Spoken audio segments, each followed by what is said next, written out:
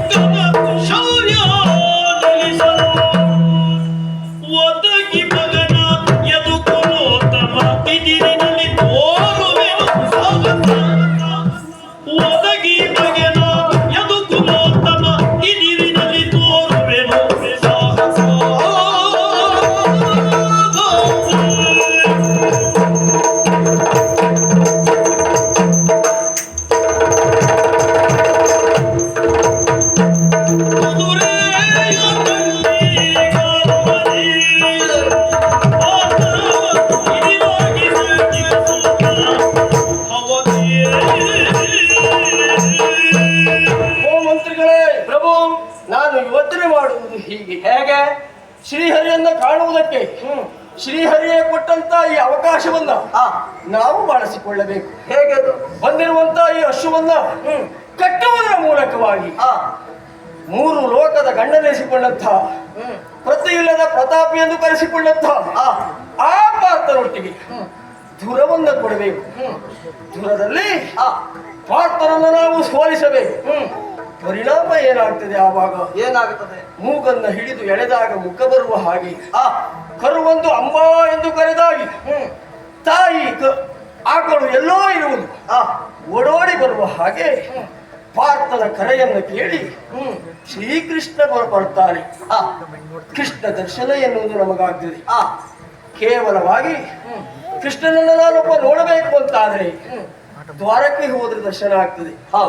ಆದರೆ ಅದು ನನಗೊಬ್ಬನಿಗೆ ಆಗುವುದಲ್ಲ, ನಮ್ಮವರೆಲ್ಲರಿಗೂ ಆಗಬೇಕು. ಚಂಪಕಾವತಿಯ ಮಣ್ಣು ಶ್ರೀಕೃಷ್ಣನ ಪಾದ ಸ್ಪರ್ಶದ ಅನುಭವವನ್ನು ಪಡೆಯಬೇಕು. ಚಂಪಕಾವತಿಯ ಗಾಳಿ ಶ್ರೀಕೃಷ್ಣನ ಮೈ ಸ್ಪರ್ಶವನ್ನು ಮಾಡಬೇಕು. ಚಂಪಕಾವತಿಯಲ್ಲಿರುವಂತಹ ಮರ ಗಿಡಗಳೆಲ್ಲ ಕೃಷ್ಣನ ಕಂಡು ಕೃಷ್ಣನ ಸ್ಪರ್ಶತೆಯನ್ನು ಅನುಭವಿಸಿ ಆನಂದವನ್ನ ಪಡೆಯಬೇಕು.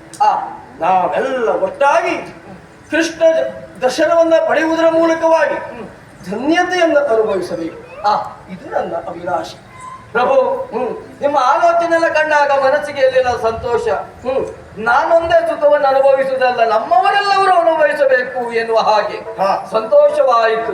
ರಟ್ಟೆಯನ್ನ ಹಿಡಿದು ಎಳೆದಾಗ ದೇಹ ಬರುವ ಹಾಗೆ ಅರ್ಜುನನನ್ನ ಸೋಲಿಸಿದ ಮೇಲೆ ಖಂಡಿತವಾಗಿಯೂ ಕೃಷ್ಣ ಬರ್ತಾನೆ. ನಿಜವಾಗಿಯೂ ಹೌದು. ಆದರೆ ಒಂದು ಇದಮಿತ್ತಂ ಎನ್ನುವಂತ ತೀರ್ಮಾನ ಎನ್ನುವುದು ನಮ್ಮಲ್ಲಿ ಇರಬೇಕು. ಅರ್ಜುನನ್ನ ಸೋಲಿಸಿದ ಆ ಕ್ಷಣದಲ್ಲಿ ಕೃಷ್ಣ ಬರ್ತಾನೆ. ಕೃಷ್ಣ ಬಂದ ಮೇಲೆ ಏನು ಮಾಡುವುದು ಎನ್ನುವ ವಿಚಾರ ನಿಮ್ಮಲ್ಲಿ ಕೇಳಿ.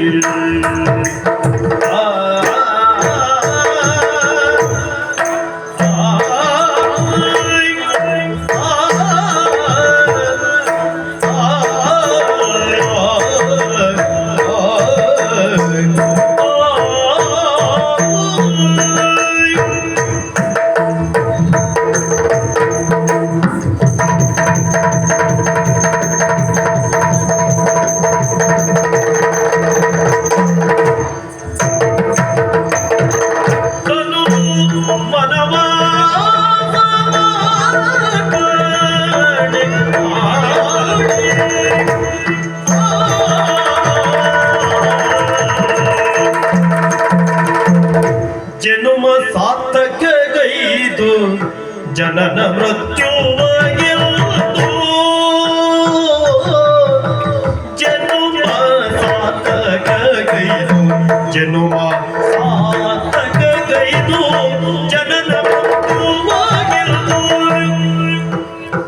ಅನುಪಮನ ಚಿಕ್ಕನ ಕೈವಲ್ಯವ ಅನುಸರಿಸುತ್ತೀ ಕ್ಷಣದಿ ಪಡೆವೆನು ಅನುಪಮನ ಚಿಕ್ಕನ ಕೈವಲ್ಯವ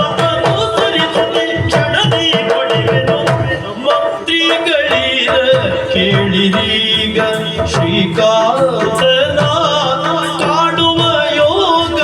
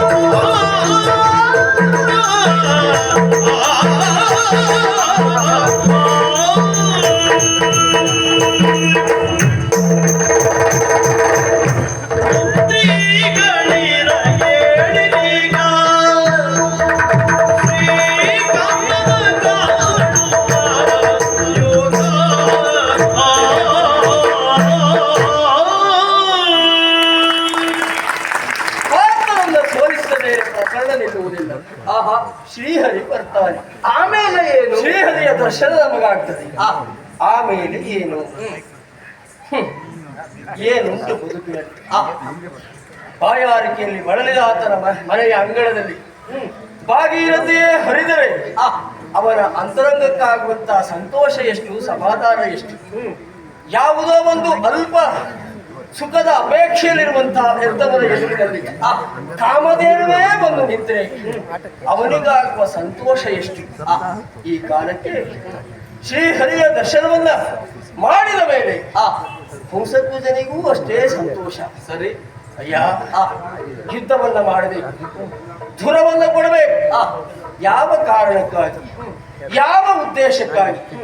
ಪಾರ್ಥನನ್ನ ಸೋಲಿಸುವುದು ನಮ್ಮ ಉದ್ದೇಶ ಅಲ್ಲ. ಮತ್ತೆ ರಣಕ್ಷೇತ್ರ ಎನ್ನುವುದು ಕೇವಲ ಮತ್ತೊಬ್ಬರನ್ನ ಕೊಲ್ಲುವುದಕ್ಕೆ ಮಾತ್ರ ಸೀಮಿತವಾದಂತಹ ಪ್ರದೇಶ ಎನ್ನುವುದಾಗಿ ನಾವು ತಿಳಿಯುವುದೇ ಅಲ್ಲ.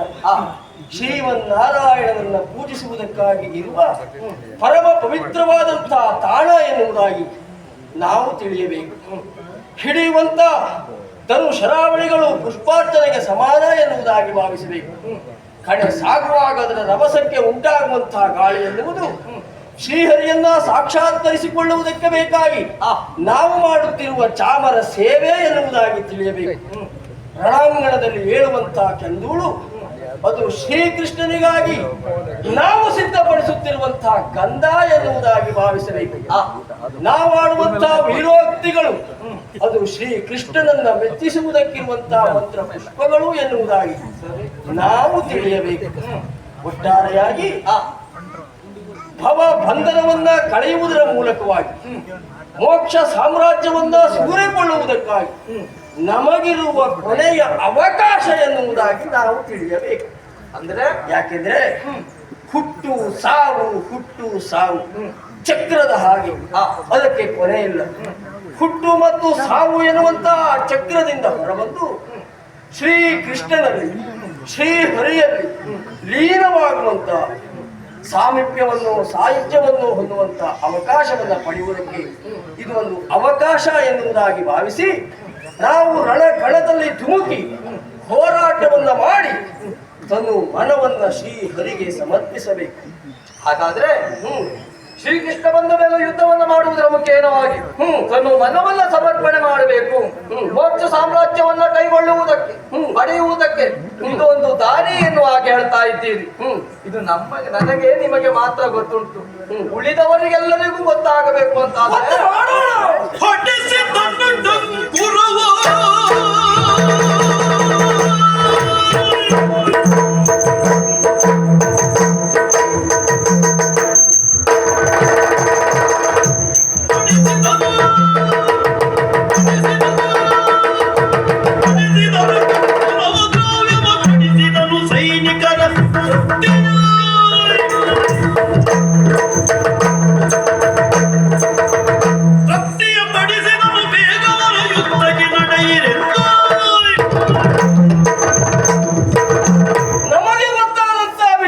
ವಿಷಯ ಅಲ್ಲ, ನಮ್ಮ ನಾಡಿನವರಿಗೆ ಗೊತ್ತಾಗಬೇಕು ಅಂತ ಆದ್ರೆ ಗೊತ್ತು ಮಾಡಿಸಬೇಕು. ಹೇಗೆ ಗೊತ್ತಾ? ಹೇಗೆ? ಈ ಕ್ಷಣವೇ ಹೊಡೆಸುಡಂಗೂರವನ್ನು ನಮ್ಮವರೆಲ್ಲ ಯುದ್ಧಕ್ಕೆ ಸಿದ್ಧರಾಗಿ ಬರಲಿಕ್ಕೆ ಬಂದವರು ನನ್ನ ಹಾಗೆ ಅಲ್ಲ, ನಮ್ಮವರ ಹಾಗೆ ಶ್ರೀಹರಿಯ ದರ್ಶನದ ಭಾಗ್ಯವನ್ನು ಹೊಂದುವುದಕ್ಕೆ ಕೊನೆಯ ಉಸಿರಿನಲ್ಲಿವರೆಗೆ ಹೋರಾಡಿ ತಮ್ಮ ಸಂತೋಷವನ್ನ, ಆತ್ಮ ಸಂತೋಷವನ್ನ ಹೊಂದುವುದಕ್ಕೆ ಕರೆ ಕೊಡುವಂತೆ. ಪ್ರಭು, ಯುದ್ಧ ಎನ್ನುವುದು ನಡೆಯುವುದಕ್ಕಾಗಿ ಎಲ್ಲವರೂ ಬರಬೇಕು ಎನ್ನುವ ಹಾಗೆ ಹೇಳ್ತಾ ಇದ್ದೀವಿ. ಹಾಗಾದ್ರೆ ಎಲ್ಲವರೂ ಬರಬೇಕಾ? ಜೊತೆಯಲ್ಲಿ ಇಂಥವರು ಬರಬಾರದು ಎನ್ನುವ ತೀರ್ಮಾನ ಉಂಟು? ಎಲ್ಲವರೂ ಬರಬೇಕು ಎನ್ನುವುದರ ಅರ್ಥ ಮನೆಗೆ ಬೀಗ ಹಾಕಬೇಕು ಅಂತ. ಮತ್ತೆ ವೃದ್ಧರು, ಮಕ್ಕಳು, ಸ್ತ್ರೀಯರು, ಅಂಗವಿಕಲರು, ಗರ್ಭಿಣಿ ಸ್ತ್ರೀಯರು ಇವರೆಲ್ಲ ರಣಕ್ಷೇತ್ರದಲ್ಲಿ ಮಾಡುವುದೇನು? ಹಾಗೆ ಇವರೆಲ್ಲರನ್ನ ಬಿಟ್ಟು ಉಳಿದವರೆಲ್ಲ ಬರತಕ್ಕದ್ದು. ಒಮ್ಮೆ ರಣಕ್ಷೇತ್ರಕ್ಕೆ ಹೋದಾಗ ನಮ್ಮ ಪಾಲಿಗೆ ಸಾವು ಬರ್ತದೆ, ನಾನು ಬರುವುದಿಲ್ಲ ಎನ್ನುವ ಹಾಗೆ ಮನೆಯಲ್ಲೇ ಕುಳಿತಂತಾದ್ರೆ ಮುಂದೇನು ಎನ್ನುವಂತ ಯೋಚನೆಗಾಗಿ ಮನೆಯಲ್ಲೇ ಕುಳಿತುಕೊಳ್ಳುವಂತಹ ಸಂದರ್ಭ ಬಂದ್ರೆ ಯೋಚನೆ ಮಾಡುವುದು ಬೇಡ. ಮತ್ತೆ ಬೊಕ್ಕಸದಿಂದ ಸಂಪತ್ತನ್ನು ಅವನ್ನು ತೆಗೆದು ಎಲ್ಲ ಸೈನಿಕರಿಗೂ ಹಂಚುವ ವ್ಯವಸ್ಥೆ ಮಾಡಿ. ಆ ಕೆಲಸವನ್ನ ಮಾಡಬಹುದು. ಹ. ಅಯ್ಯೋ ಪ್ರಾಣ ಭೀತಿ ಎನ್ನುವ ಹಾಗೆ ಯೋಚನೆ ಮಾಡಿ ಕುಳಿತ ಅಂತ ಆದ್ರೆ ಶಿಕ್ಷೆ ಉಂಟಾ ಅಂತ ಅವನಿಗೆ? ಉಂಟೇ ಉಂಟು. ಮತ್ತೆ ಕೇಳಿ ಬಂದಾಯ್ದು ಒಪ್ಪುವ. ಮತ್ತೆ ಕೇಳಿ ಆಯ್ದು ಒಪ್ಪುವ. ಭಕ್ತ ತೈಲದ ಕೊಬ್ಬರಿಗೆ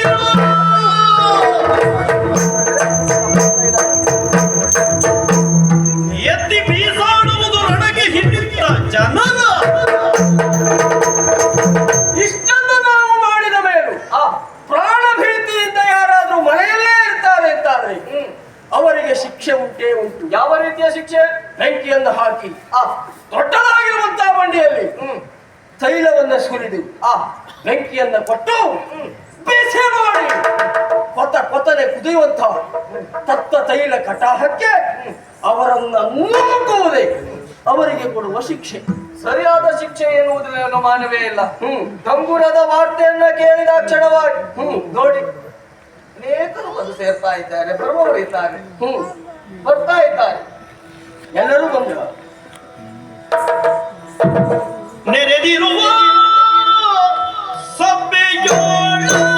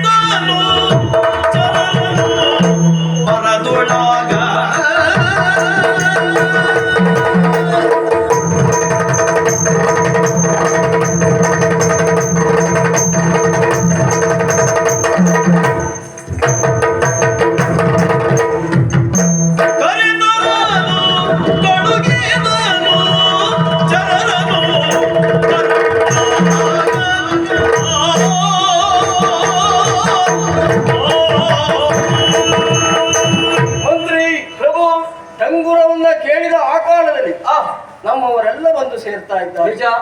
ಎಲ್ಲರೂ ಬಂದ್ರ ಅಂತ ನೋಡಿದ್ರೆ ಹೌದು, ನೆರೆದಿರುವ ಈ ಸಭೆಯಲ್ಲಿ ಸುರತ ಕಾಣ್ತಾ ಇದ್ದಾನೆ, ಸುಮ ಕಾಣ್ತಾ ಇದ್ದಾನೆ, ಹೌದು, ಸುದರ್ಶನ ಕಾಣ್ತಾ ಇದ್ದಾನೆ. ಆದ್ರೆ ಸುಧನ್ವ ಮಾತ್ರ ಕಾಣ್ತಾ ಇಲ್ಲ. ಯಾರಿಗೆ ದುರವೀರ್ಯವನ್ನು ಕೊಟ್ಟು ಸೇನಾಧಿಪತಿಯನ್ನಾಗಿಸಿ ರಣಾಂಗಣಕ್ಕೆ ಕೊಡಬೇಕು ಅಂತ ಭಾವಿಸಿದ್ದನೋ ಅವನೇ ಕಾಣುವುದಿಲ್ಲ ಅಂತ ಆದ್ರೆ ಏನರ್ಥ? ಪ್ರಧಾನ ವ್ಯಕ್ತಿಗಳೇ ಇಲ್ಲ. ಹಾಗಾಗಿ ಚರರನ್ನು ಕೊಳುಹಿ ಈ ಕ್ಷಣವೇ ಹೊರಟು ಹಂಸಧ್ವಜ ಮಹಾರಾಜನ ಸಭೆಗೆ ಬರುವುದಕ್ಕಾಗಿ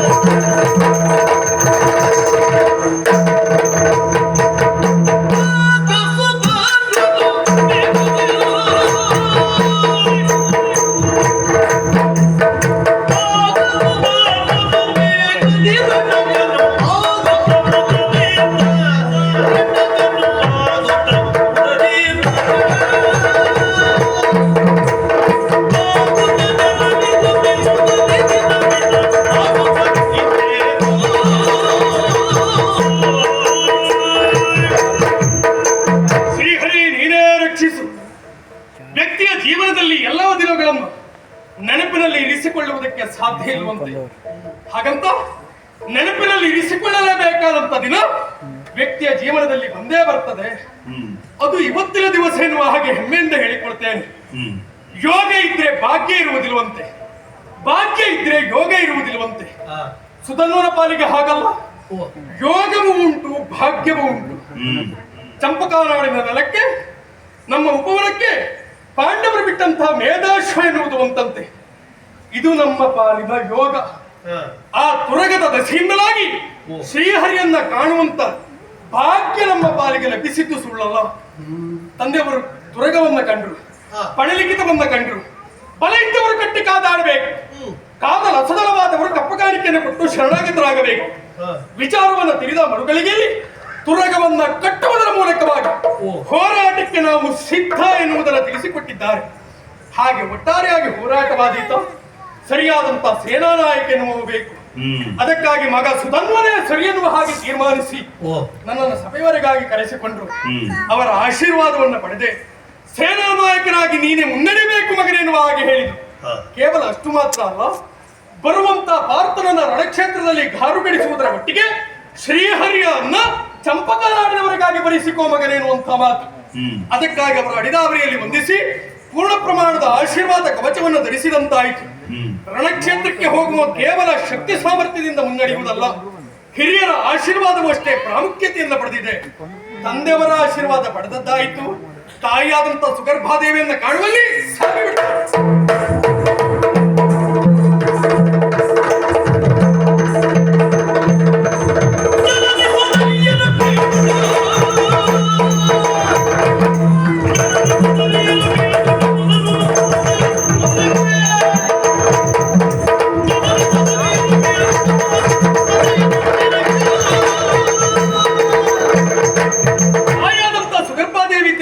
ಹೋದೆ. ನಡೆದಿರುವಂತಹ ವರ್ತಮಾನವನ್ನು ಬಿತ್ತರಿಸಿದ ಮರುಗಳಿಗೆ ಸಂತೋಷದಿಂದ ಹರಸಿದಂತ ತಾಯಿ ಶ್ರೀಹರಿಯನ್ನು ಬರೆಸಿಕೋ ಮಗನೇ ಎನ್ನುವ ಹಾಗೆ ಆಶೀರ್ವದಿಸಿದ್ಲು. ತಾಯಿಯಿಂದ ಆಶೀರ್ವಾದವನ್ನು ಪಡೆದು ಮುಂದಡಿಯನ್ನು ಇಟ್ಟದ್ದೇ ತಡ ಸಂಗಿಯಾದಂತ ಕೋಲೆ ಮಂಗಳಾರತಿಯನ್ನು ಎತ್ತಿ ಹಿಡಿದು ರಣಕ್ಷೇತ್ರಕ್ಕೆ ಹೊರಟು ನಿಂತಿರುವಂತ ನನ್ನ ಪಾಲಿಗೆ ಶುಭದ ಹಾರೈಕೆಯೊಂದನ್ನು ಹೇಳಿದ್ಲು. ಅವಳ ಆಸೆಯೂ ಅದೇ, ಶ್ರೀಹರಿಯನ್ನು ಚಂಪಕನಾಡಿನವರಿಗಾಗಿ ಬರೆಸಿಕೋ. ಎಲ್ಲವರ ಆಶೆಯೂ ಅದೇ ಅದೇ ಎನ್ನುವ ಹಾಗೆ ಆಲೋಚನೆ ಮಾಡುತ್ತಿರುವಾಗ ನಮ್ಮ ಇಡೀ ಚಂಪಕನಾಡಿನ ಸರ್ವಸಮಷ್ಟಿಯು ಶ್ರೀಹರಿಯ ಪಾದದರ್ಶನಕ್ಕಾಗಿ ಕಾತುರತೆಯಿಂದ ಕಾದಿದ್ದಾರೆ ಎನ್ನುವುದಕ್ಕೆ ಅನುಮಾನವೇ ಇಲ್ಲ. ಅವರೆಲ್ಲವರ ಆಸೆ ಬಂಜೆಯಾಗದಿದ್ದ ಹಾಗೆ ನೆರವೇರಿಸುವಲ್ಲಿ ಈ ನಾಡಿನ ಯುವರಾಜನಾಗಿ ನನ್ನ ಕರ್ತವ್ಯ ಎನ್ನುವ ಹಾಗೆ ತೆಗೆದು ಮುಂದಡಿಯನ್ನ ಇಟ್ಟೆ. ನಾಳೆ ಅಂತ ಹೇಳಿದ್ರೆ ಹೋರಾಟ. ನಮ್ಮವರಿಗೆಲ್ಲ ವಿಚಾರವನ್ನು ಅರಿವಾಗಿದೆ. ಎಲ್ಲವರ ಸಿದ್ಧತೆಯ ಕುರಿತಾಗಿ ನೋಡುತ್ತಾ ನಾನು ಮುಂದೆ ಸಾಗಬೇಕು. ಅವಸರ ಹೆಚ್ಚಾಗಿ ಹೋಯಿತು ಸ್ವಾಮಿ. ಎಲ್ಲವರಿಂದ ಆಶೀರ್ವಾದವನ್ನು ಪಡೆದೆ. ನನ್ನ ಧ್ಯೇಯ ಹೀಗೆ ಎನ್ನುವ ಹಾಗೆ ಭಾವಿಸಿಕೊಂಡೆ. ಹರಿಯನ್ನ ಬರಿಸಿಕೊಳ್ಳಬೇಕೆನ್ನುವಂತ ಕೇವಲ ಒಂದೇ ಒಂದು ಹಂಬಲದಿಂದಲಾಗಿ ಮುಂದಡಿಯನ್ನು ಇಟ್ಟರೆ ಆದೀತವೆ. ಎಲ್ಲವರಿಗೂ ವಿಚಾರ ಅರಿವು ಹೇಗಿದೆ, ಒಬ್ಬರಿಗೂ ವಿಚಾರ ಹೇಳಿಲ್ಲ. ಯಾರು? ಇವರೆಲ್ಲ ನಮ್ಮವರು ಹೌದು. ಆದ್ರೆ ನನ್ನನ್ನೇ ನಂಬಿರುವಂತಹ ಜೀವ, ನನ್ನ ಮಡದಿಯಾದಂತಹ ಪ್ರಭಾವತಿ, ಅವಳಲ್ಲಿ ವಿಚಾರವನ್ನು ಅರ್ಹತೆ ಹೋದೆ ಅಂತಾದ್ರೆ ನಾನೊಬ್ಬ ಅಪರಾಧಿ ಅಂತ ಆಗುವುದಿಲ್ಲ. ಅದಕ್ಕೆ ಆಸ್ಪದವನ್ನು ಕೊಡಬಾರದು. ಅವಳ ಮಂದಿರವನ್ನು ಸೇರಿ ವಿಚಾರವನ್ನ ಅರುಹಿ ಕಾರ್ಯೋನ್ಮುಖರಾಗುವುದೇ ಒಳ್ಳೆಯದು. ಪ್ರಭಾವತಿ ಮಂದಿರದತ್ತ ಸಾಗಿಬಿಡ್ತಾರೆ.